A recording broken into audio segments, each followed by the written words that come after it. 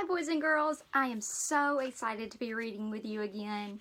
Today's book is called The Easter Egg by Jan Brett.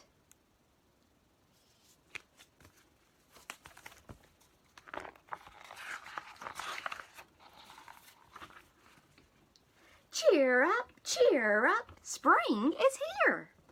Time to start the first ever Easter egg. Whoopee said. Each year, the bunny who decorated the winning egg got to help the Easter rabbit hide the eggs on Easter morning. Wow.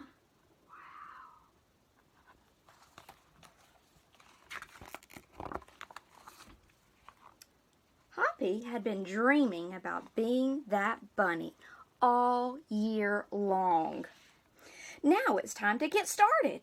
Everywhere Hoppi looked, rabbits were working on their dazzling eggs.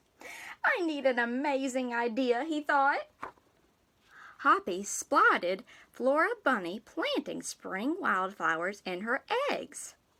The Easter egg. The Easter rabbit will love those colorful flowers, he thought, and started picking flowers for his eggs. Here's a basket for your flowers, Hoppi, Flora said.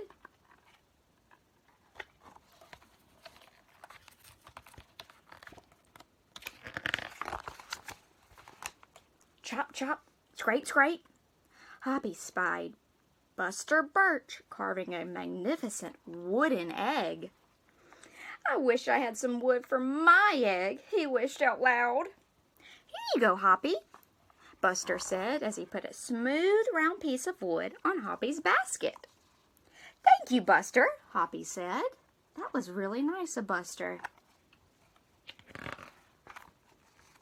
Hoppi was hopping along when the smell of sweetness led him out into the woods and straight to the chocolate egg that Aunt Sassafras was decorating with creamy frosting, squiggles, and bows. That sounds yummy. Hello, Hoppi, she said, and she put some chocolate squares in his basket. Hippity hoppity, Hoppi explained. I'll make them the Easter rabbit a chocolate egg so sweet it will make his whiskers tingle. Then Hoppi saw Granny Irene decorating one of her fabulous story eggs. First, she traced a design on the egg with a special tool. Then she dipped the egg in pots of yellow, green, orange, and red dye, adding to the design of each time. Hoppi couldn't believe his eyes. I'll never make an egg that beautiful, he told Granny. She smiled. Try, she said, giving him one of her special tools. Look how pretty the eggs they're making are. Wow. Hoppi was happy hopping by Hans Vander Rabbit's garden when he spotted an extraordinary egg. Hans was painting a portrait of the Easter rabbit so real that it looked alive. Fantastic, Hoppi exclaimed. Thank you, Hoppi, Hans said. Why don't you make a painting on your egg? He gave Hoppi pots of paints and a fine brush. Wow, they're being very kind with Hoppi, sharing all their tools and resources. As Hoppi bounced along, a loud boing nearly knocked him off his feet. It was a whirling, twirling, mechanical egg. Whoa, Hoppi said. That's an unusual egg. What would you like to make one? Roberto asked. Hoppi tried hard, but the harder he tried, the more parts and pieces piled up around him. Thank you, Roberto, he sighed. But I think I better make the egg that is right for me.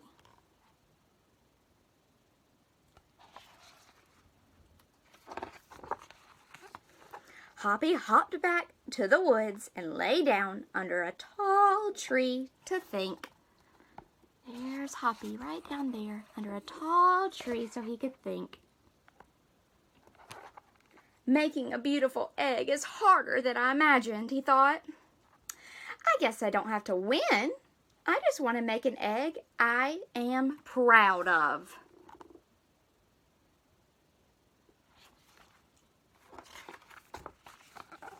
Suddenly, the woods rang with the squawking of birds sounding an alarm. Mother Robin swooped down, calling wildly, as if she couldn't decide where to go. An egg had tumbled out of Mother Robin's nest. Inside the perfect blue egg was a baby robin that needed its mother to keep it warm until it hatched. Uh-oh. There's the baby blue robin's egg. What will he do? Hoppi knew what he had to do. He sat down carefully and covered the blue egg with his soft, warm fur. I'll take care of you the best I can, he whispered. Relieved, Mother Robin chirped and settled down on her other 2 eggs. There's Hoppi sitting on the robin's egg.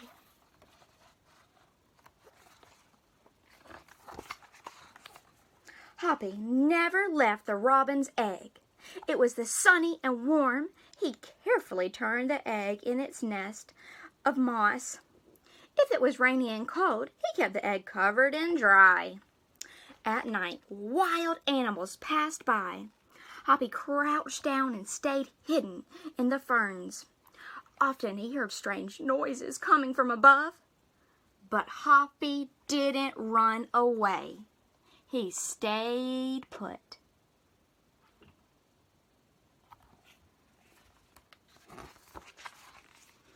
Every day, the rabbits worked on their eggs. Tadpoles turned into frogs. Buds swelled into leaves, and Easter came closer and closer. Finally, it was time for the rabbits to take their eggs to the glen. They had forgotten all about Hoppi, who was quietly sitting on the blue egg under the tall tree in the woods. Oh no, what is Hoppi going to do?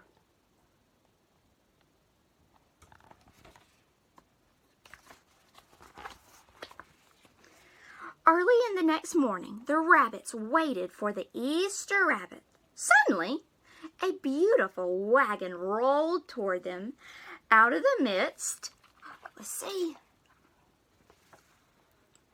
And stopped. The Easter bunny stepped down from the wagon and admired the decorated eggs one by one. You have brought me the most beautiful eggs in the world. But a very special one is not here, he told them. The rabbits were puzzled. Whose egg could it be?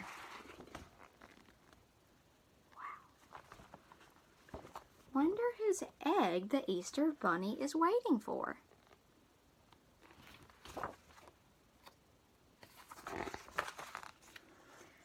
Fill my wagon with your wonderful eggs, he said. When I return, I will show it to you. And he disappeared into the woods. Wonder where the Easter bunny is going in the woods.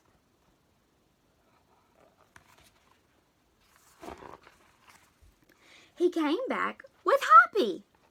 Looking scruffy and bedraggled, Hoppi was an amazing egg to be proud of.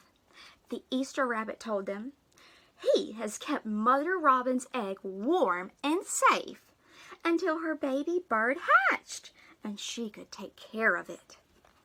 The Easter rabbit placed the empty blue shell in the place of honor atop the wagon. Now they were ready to go.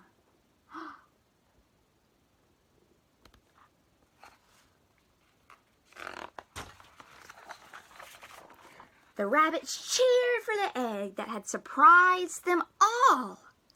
It's our best Easter ever, Hoppi, they shouted.